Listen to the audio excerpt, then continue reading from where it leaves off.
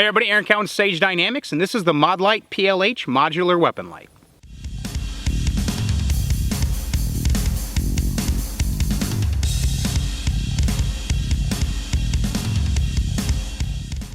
It's no secret that I'm a huge fan of very, very bright lights for very, very specific purposes. I want my weapon light to replace as much as possible the light of the sun because I'm looking for information and I'm also looking for control, especially when we're talking about weapon lights. I not only want to be able to positively identify potential threats at distance, I also want to be able to control to remove that bad guy's visual horizon as far away as possible. And that's not just range settings, lighting up a target on an otherwise dark range. I need a weapon light to be able to perform in ambient low light conditions like you see in urban or semi-rural or even rural settings, where a threat could potentially be backlit or side lit by other lighting sources. And if my light doesn't have the right kind of output, I'm not going to be able to positively identify what I'm potentially aiming at, and that's definitely a considerable problem. Lights have come a long way since I got into the profession of carrying a firearm for originally occupational purposes, now self-defense purposes and training purposes.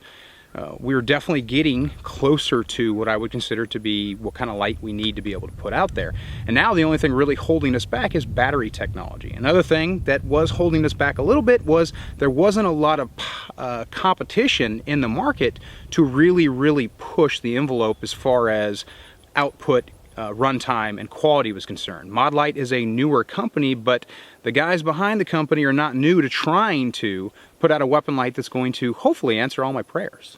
Currently, Modlite offers two heads. They offer the OKW and the PLH. We're evaluating the PLH in this video, this 2,000 round review process.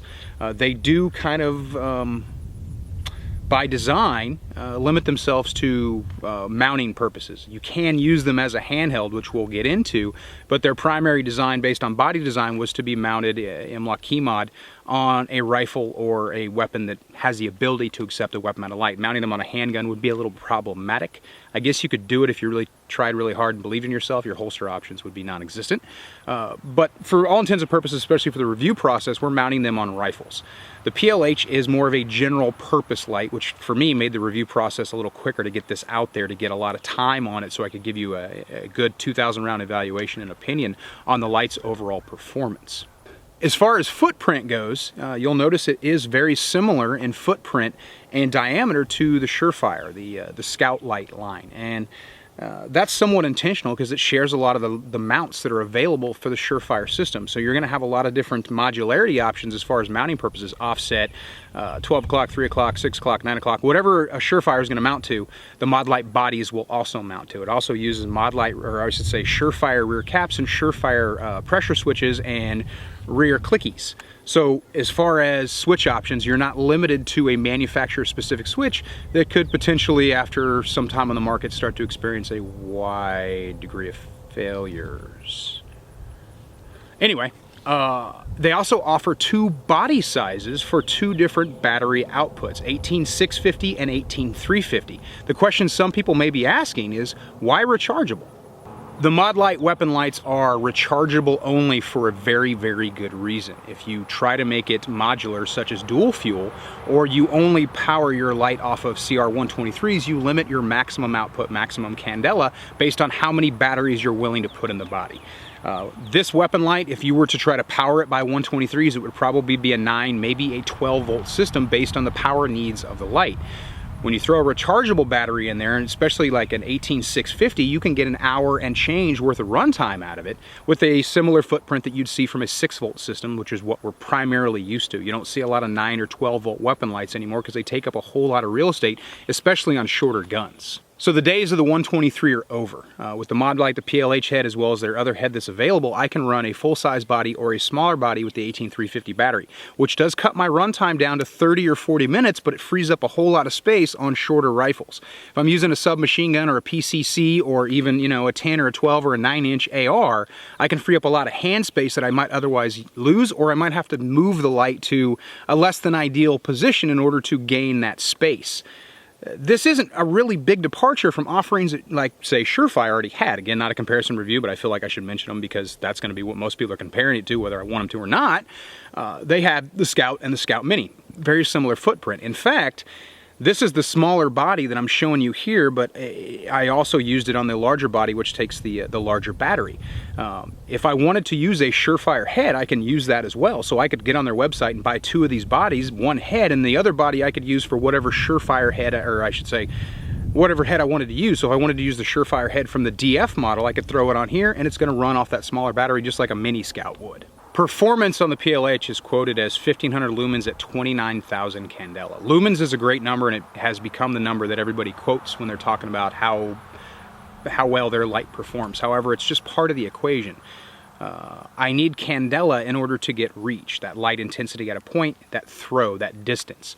So if a light is nothing but Candela, or I should say nothing but lumens, and it has very low Candela, it's more of a flood light, which means it's going to generally touch every area equally to the end of its lighting source until that light starts to dither, and I'm not able to get clear visual processing of what I'm trying to look at.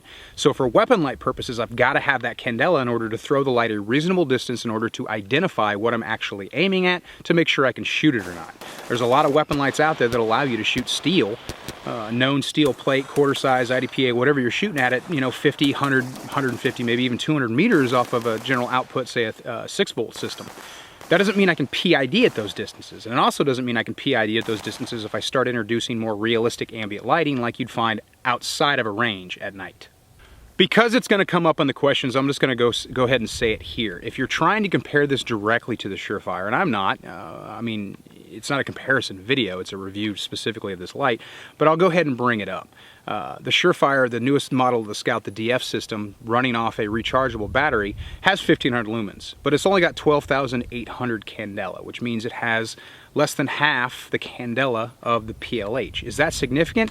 I'm going to kind of leave that to you to determine, but for my own purposes, comparing this to the Surefire DF, I was definitely getting more throw out of this light, which gave me PID at longer distances through more photonic barriers present on the range when I set up either backlighting, forward lighting, dirty lighting, side lighting, whatever general realistic lighting conditions I could create. I was able to more accurately at greater distances get that PID that I want on a weapon mounted light, because super dark ranges don't necessarily replicate real life. Don't get me wrong. If I get to use a weapon light and there's no other ambient lighting present that's going to counteract or somehow take away from my power, then I'll take that environment. But life has taught me, as experience has taught me, that those lighting conditions generally work against you more than they work for you. Now, I could talk lighting all day, but we're here for a review for the PLH. So, great, it's got a lot of Candela, it's got a lot of lumens, it's got modularity as far as battery size to body size. It's comparable with Surefire switches, so you don't have to worry about sole sourcing. You go with a trusted switch system. But how durable is it? How well it's going to perform? Well, they went with Boro glass, which I was initially apprehensive about. The Boro glass in the lens, in my experience, manufacturers that use that glass in the past, lights that I've had experiences with, they tend to be a little bit more fragile. So I was concerned with breakage from concussion against muzzle devices, because sometimes you've got to mount your light up there by your muzzle, you got to put it somewhere. And I want my light as far forward as possible so I don't get a lot of shadow from my barrel, my rail, what have you. So that was an initial concern of mine. Of course, the first thing I'm going to do once I get some general experience with it, get it mounted, get it up, is I'm going to go ahead and do that 500 round burn down. 500 rounds as fast as possible to see if that accelerated rate of fire and that, I guess you could say, heat transference to the light body and the light head through that use is going to cause any problems. And because I wanted to be sure, I decided to do it on a rifle that has a Lantac Dragon. Lantac Dragon's a great muzzle device, but it's not known for being subtle. So here's your burn down.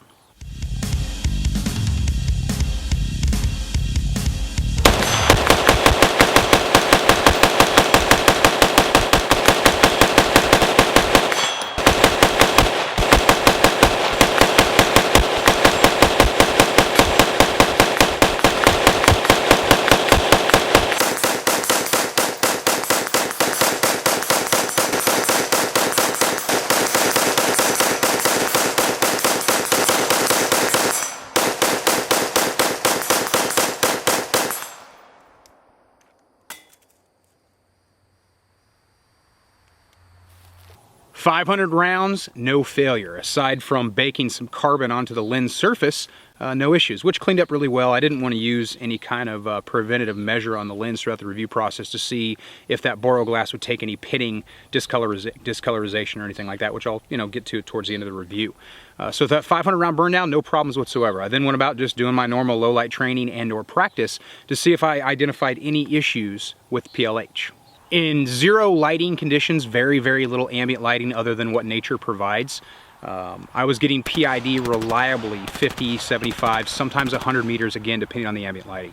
Once I started introducing backlighting and other photonic barriers, more realistic ambient lighting that you see in more urban areas, that PID did suffer a little bit, just because any weapon light is going to when it's got to push light through light. That's a problem that we have. And it's not necessarily the light's performance, because light technically can't block light. But it can block our eyes from being able to see through different light sources that are at different kelvins, and there's a lot of course, science that goes into that I won't necessarily bore you with.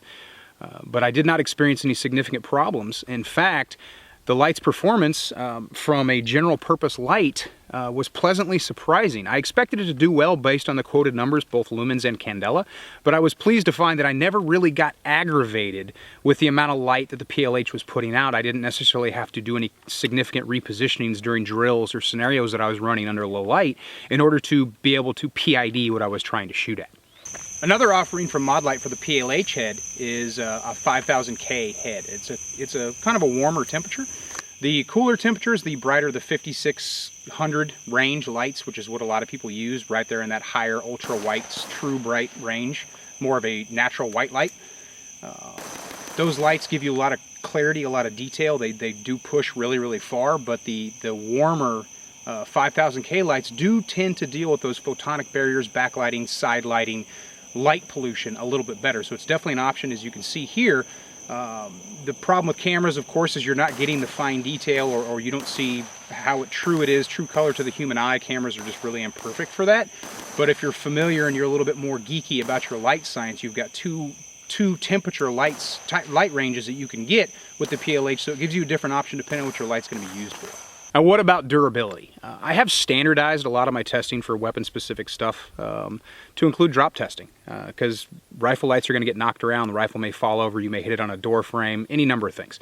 So two things I'm going to do to lights. One is I'm going to do a UTM test on them. I'm going to see if they can handle the rigors of force on force, because I've seen more weapon lights get broken by Simunitions FX or UTM rounds than probably any other circumstance other than falling at great height and hitting concrete. So UTM rounds, I tested both the 9mm UTM and the 223.556 UTM at a distance of 1 meter on the boral glass, and pass. So I think my initial apprehension over the boral glass is kind of unfounded. Now, what about drop tests? Y'all like drop tests?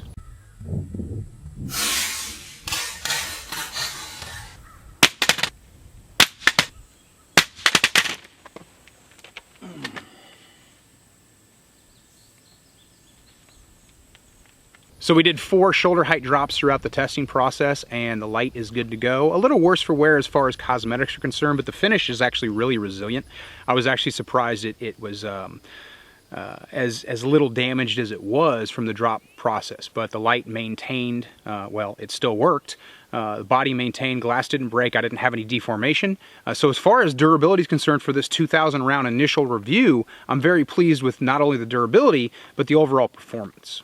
So what's my final opinion on the Modlite PLH? Well, I can't say final opinion because this is just 2,000 rounds. In the grand scheme of things, that's not a lot of rounds over the life cycle of a weapon light that's going to be used.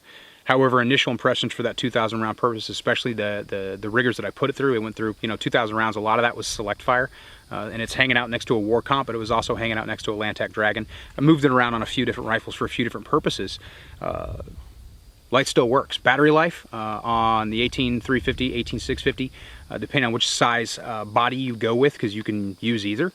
I found it to be true to what they're quoting. So you do give up some battery life for the shorter body if you need that rail space or you need that real estate, but you're still getting the same output.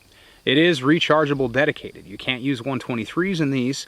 And that's something that some people are going to be a little apprehensive about, but I'm telling you right now, if you want brighter lights, you're going to have to get used to the idea that rechargeables are going to be the way it's going to be, just based on current battery technology. Lens, talked about the material they chose for their lens. I was apprehensive about it. After that 2,000 round review, especially hanging out really close to the muzzle device on every rifle I used it on, there was no discoloration, no pitting. So and obviously the UTM test passed that as well. So as far as overall construction, durability, and performance, the PLH is an excellent light. If you're looking for more lumens and more candela for a general purpose weapon light, be it rifle, shotgun, what have you, or as a handheld light, I don't really think currently there's something that offers more modularity on the market. I'm Eric Count with Stage Dynamics. Train accordingly.